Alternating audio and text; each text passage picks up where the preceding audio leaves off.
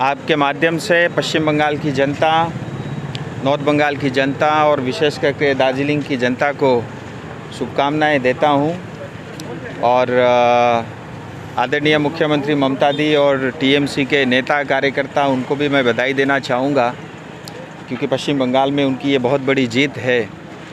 और मैं विशेष करके नॉर्थ बंगाल और दार्जिलिंग जनता का आभारी हूँ कि टीएमसी की इतनी बड़ी विजय हुई, उसके बावजूद भी आपका भरोसा मोदी जी के ऊपर में, भारतीय जनता पार्टी के ऊपर में और हमारे सब कैंडिडेट के ऊपर में रही। इसके लिए मैं बहुत दिल से आपका आभार व्यक्त करता हूँ। ये ज़रूर है कि इस बार टीएमसी की जीत हुई है, और लेकिन मैं आपको ये वादा करता हूँ कि जो भी संकल्प पत्र में भारतीय जनता पार्टी के वादे थे वो सब पूरे होंगे। हमारे बहुत सारे विधायक जो इस बार चुने गए हैं, भारतीय जनता पार्टी जहाँ पहले 3 सीटों से पश्चिम बंगाल में थी, आज जो है 80 के करीब हमारे विधायक हुए हैं। हमारी ताकत बढ़ी है आपके आशीर्वाद से, और आपके जो सपने हैं, आपकी जो अपेक्षाएं हैं, उस पे हम पूरी ईमानदारी से खड़े होकर के आपको दिखाएंगे, ये विश्वास मैं आपको दिलाता हूं। और एक विशेष इस चुनाव में ये भी रहा कि दार्जिलिंग ज़िले के अंदर में 5 में से 5 भारतीय जनता पार्टी के सभी हमारे उम्मीदवार जीते हैं। मैं उनको बहुत शुभकामनाएं देता हूं।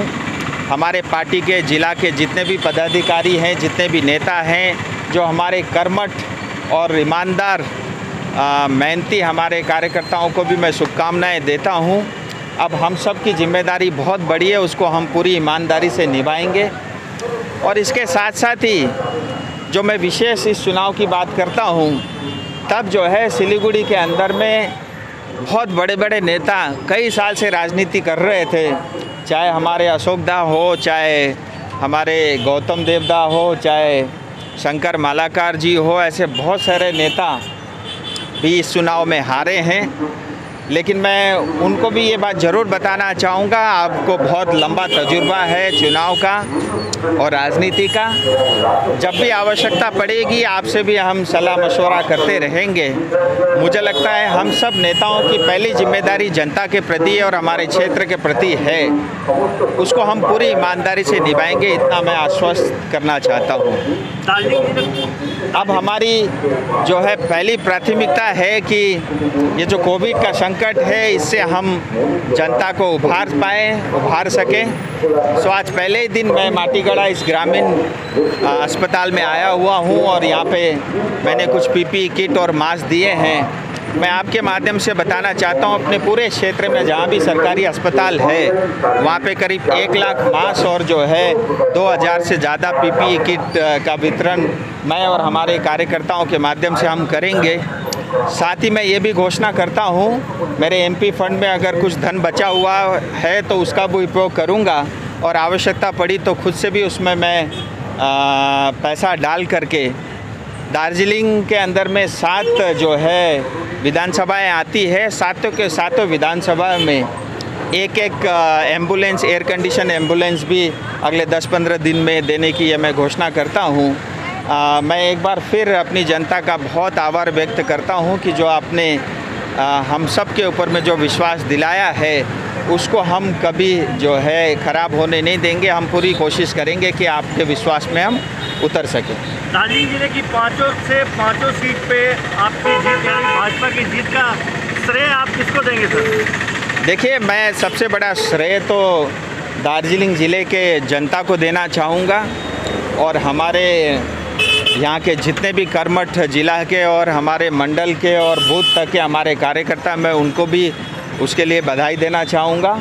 और साथ ही हमारे पहाड़ के अंदर में जो अलायंस पार्टी है, चाहे जीएनएलएफ के हमारे मन गिसिंग जी और उनकी टीम, सीपीआरएम, एबीजीएल, गोरानीमो और सुमिति, उन सब का भी बहुत बड़ा योगदान है।